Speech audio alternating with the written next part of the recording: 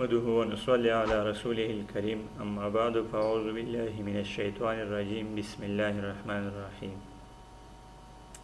تر ټولو د مخه درته د نبی پاک صلی الله علیه و آله وسلم تحفه وړاندې کوم. السلام علیکم ورحمت الله وبرکاته.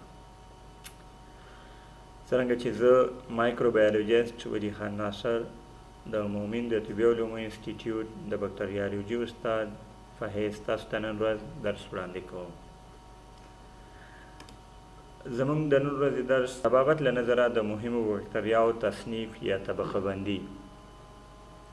هغه بکټریاوې تر څېړنې لاندې نیسو چې د طبابت له نظره مهمې دي. څرنګه چې د ګرام منفي بکټریاو ډولونه ډېر زیات دي او همدغه شان ډېرې زیاتې بیماري هم د همدې بکټریاو له وجې نه کېږي، نو هغه موږ په لاندې درې ډولونو ویشو: د تنفسي سیستم بکټریا یا بسیلونه، حیواني بکټریا یا بسیلونه، د هاضمي سیستم بکټریا یا بسیلونه. په لاندې جدول کې بکټریاوې د حجروي جدار له پلوه طبقه بندي شوي دي. یعنې چې تر دې د مخه په تېرو درسونو کې موږ د بکټریاو طبقه بندي په مختلفو ډولونو ویلې ده چې موجوده ورته ضرورت نشته. په تېرو درسونو کې همدغه شان موږ بکټریاوې د مختلفو ډولونو باندې طبقه بندي کړې وي چې د اکسیجن له نظره، یعنې بعضې بکټریاوې چې دي هغه اکسیجن ډیپنډنټ دي چې هغې ته ایروبیک وایي چې بغیر د اکسیجن هغه ژوندی نشي پاتې کېدلی. بعضې بکټریاوې دي چې انیروبیک چې هغه بغیر د اکسیجن هم ژوندی پاتې کېږي یا د 0% څخه کم اکسیجن کې ښه وده کوي. بعضې بکټریاوې چې دي انیروبیک فیکولټیټیو په اکسیجن موجودیت کې هم وده کوي او د اکسیجن په نه موجودیت کې هم وده کولی شي، چې ښه مثال یې ایکولای بکټریا ده. بله طبقه بندي د بکټریاو چې موږ ویلې وه د سیلوال یا حجروي دیوال له نظره.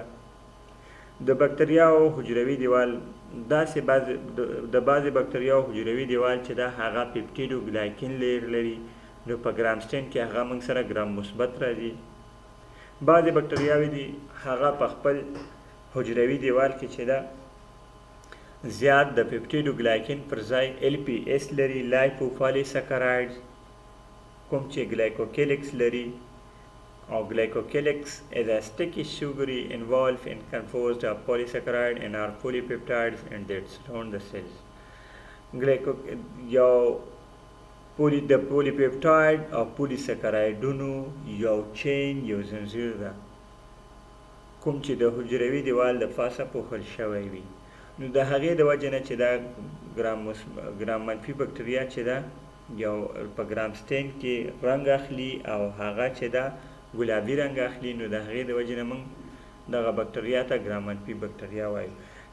اصل مهمه نقطه په دې کې دا ده چې دا په دغه حجروي دیوال کې LPS یا لایپوپولیساکرایډ ډېر لري. بله بکټریا د بکټریاو طبقه بندي د شکل له نظره موږ د بکټریاو طبقه بندي ویلې وه چې بکټریا د شکل له نظره مختلف ډولونه لري چې بعضې راوند یا دایروي، بعضې مستطیلي یا بیسیلای یا بسیلونه راډ شیپ، بعضې مارفیچي سپایروکیټس چې ورته ویل کېږي، بعضې کاما چې وایبرو ورته ویل کېږي، کاما شیپ درلودونکي او همدغه شان نور قسمونه. بعد د هغې موږ ویلو چې بکټریا د فلاجیل له نظره بعضې بکټریاوې چې فلاجیل درلودونکي وي، بعضې بکټریاوې فیلای درلودونکي وي. بیا د فلاجیل د نظره بکټریاوې چې دا مختلف قسمونه لري چې بعضو ته یې مانوټرایکس وایي چې یو سایډ ته یو فلاجیل ولري، بعضو ته امپیټرایکس وایي، بعضو ته لوپوټرایکس وایي، بعضو ته پیریټرایکس وایي چې اوس موږ هغه صرف نظر کوو. ښه، کلک جدار یا هغه بکټریاوې چې د کلک جدار درلودونکي وي پری لیوینګ بکټریا ورته ویل کېږي چې هغه بغیر د یوې ژوندۍ حجرې څخه هم وده کولی شي. یعنی مطلب هوست ډیپنډنټ نه دي چې دا به یوه کورني میزبان پورې مربوط وي، نه، دا په یو مصنوعي یعنی آرټیفیشل میډیا کې په کلچر میډیا کې هم وده کولی شي که چېرته یوه ژوندۍ حجره نه وي دې ته. او په هر ځای کې وده کولی شي چې شرایط ورته مساعد شي. بعضې چې دي نان فري لیوینګ بکټریا دي، هغه بکټریاوې کومې چې د یوې ژوندۍ حجرې څخه بیرون یا سپیسیفیک هوست څخه بیرون هیڅ وده نشي کولی. دلته موږ سپیسیفیک هوست یادوو یا کورنۍ میزبان. دغه بکټریاوې چې دا یوې ژوندۍ حجرې ته ضرورت لري، خو لیکن هغه ژوندۍ حجره د دې لپاره مشخصه نه ده چې کومه یوې حجرې ته دوی ضرورت لري، خو لیکن ژوندۍ حجرې ته ضرورت لري او د هغې په داخل کې خپل تکثر کوي. د ژوندۍ حجرې څخه بیرون دوی خپل تکثر یا ریپروډکشن نشي، چې د مثال په ډول مایکروپلازما، رایکیټسیا او کلیمیډیا دغه درې بکټریاوې ښه مثالونه دي. نارمل فلورا هغه قسم بکټریاو ته ویل کیږي چې کومې په روزمره ژوند کې زموږ په وجود کې موجودې دي، خو لیکن موږ ته فایده رسونکي دي،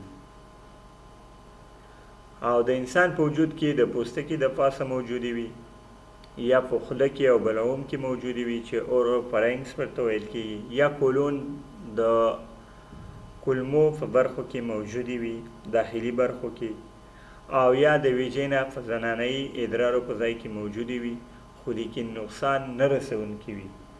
همدغه نارمل فلورا چې یو بل تعریف لري، نارمل فلورا آر آلسو کالډ اپورچونسټیک پیتوجن.